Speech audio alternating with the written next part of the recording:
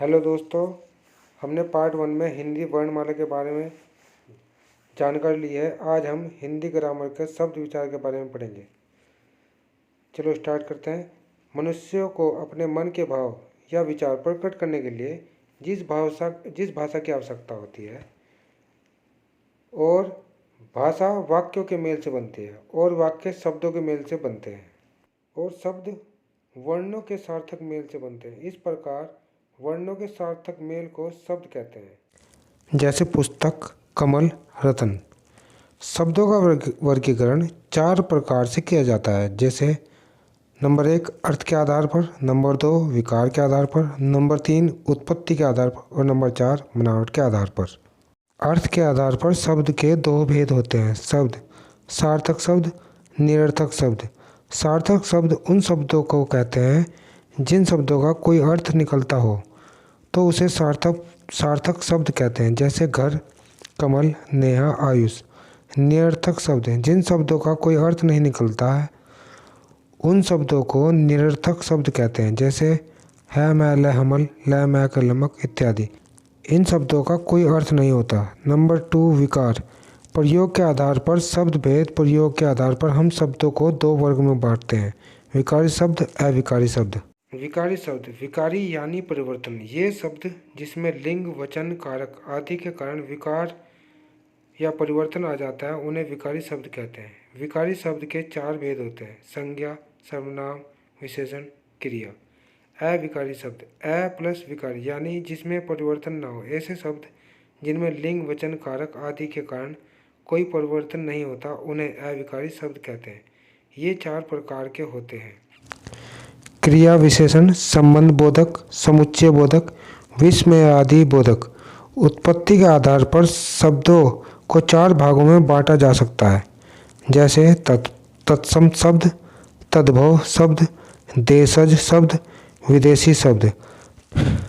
तत्सम शब्द तत् प्लस सम शब्द से मिलकर बना है। तत् का अर्थ है उसके तथा सम का अर्थ है समान यानी उसके समान। संस्कृत के वे शब्द जो हिंदी में बिना किसी परिवर्तन के प्रयोग में लाए जाते हैं वह तत्सम शब्द कहलाते हैं। जैसे दुग्ध, रात्रि, जल, कवि, गुरु, फल आदि। तद्भव शब्द, यह शब्द तद प्लस भव शब्दों से बना है। इसका अर्थ है उससे पैदा हुआ।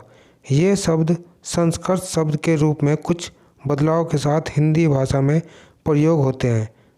जैसे दही दधी से बना है, सांप सर्प से बनकर आया, गांव ग्राम से परिवर्तन होकर आया, सच सत्य से बनकर आया, काम कार्य से परिवर्तन होकर आया, पहला प्रथम से बनकर आया इत्यादि। देशज शब्द, देशज अर्थात देश में उत्पन्न। देशज शब्द वे शब्द हैं जो भारत के विभिन्न क्षेत्रों से तथा आम बोलचाल की भाषा से लिए गए शब्द हैं। जैसे खिचड़ी, जूता, पैसा, डिबिया, पगड़ी इत्यादि। ये हमारी आम बोलचाल की भाषा से लिए गए हैं। विदेशी शब्द, दूसरे देशों की भाषाओं से हिंदी में आए शब्द विदेशी शब्द कहलाते हैं। जैसे रेडियो, लालटेन, स्टेशन, स्कूल, पादरी, जमीन, बंदूक, सब्जी, इनाम, खतें, कलम, आदमी, वकील, सौगात, रुमाल, तौलिया, कमरा इत्यादि। हमारे देश में विदेशी शक्तियाँ बहुत आई हैं जिनकी अलग अलग भाषाएं थी। उन भाषाओं से कुछ शब्द हमारे देश ने अर्पण कर लिए या उन्हें ले लिए और वो आज हमारे आम बोलचाल की भाषा में प्रयोग में लाए जाते हैं। बनावट के आधार पर शब्द भेद। बनावट के आधार पर शब्द भेद 3 प्रकार के होते हैं, रूढ़ शब्द, यौगिक रूढ़, योग रूढ़ शब्द। रूढ़ शब्द वे शब्द जो परंपरा से किसी व्यक्ति, स्थान, वस्तु या प्राणी आदि के लिए प्रयोग होते चले आ रहे हैं उन्हें रूढ़ शब्द कहते हैं। इन शब्दों को खंड करने पर इनका कोई अर्थ नहीं निकलता यानी खंड करने पर ये शब्द अर्थहीन हो जाते हैं। जैसे घोड़ा, पुस्तक, मेज इत्यादि। यौगिक शब्द, ये शब्द 2 शब्दों के योग से बनते हैं। योग का अर्थ होता है जोड़ या जोड़ना, अतः 2 शब्दों के जोड़ से बने ऐसे शब्द जो सार्थक होते हैं यौगिक शब्द कहलाते हैं। इनके टुकड़े किए जा सकते हैं जैसे पुस्तकालय, पुस्तकों का आलय या पुस्तकों का घर, शिवालय, शिव का रहने का घर, महेश इत्यादि। योग रूढ़ शब्द, जो शब्द दो या दो से अधिक शब्दों के मेल से बने हों और उनके विशेष अर्थ निकले वे योग रूढ़ शब्द कहलाते हैं। जैसे पंकज, पंक का मतलब होता है कीचड़, अर्थात जिसका जन्म कीचड़ से हुआ हो, अतः ये योग रूढ़ शब्द हैं।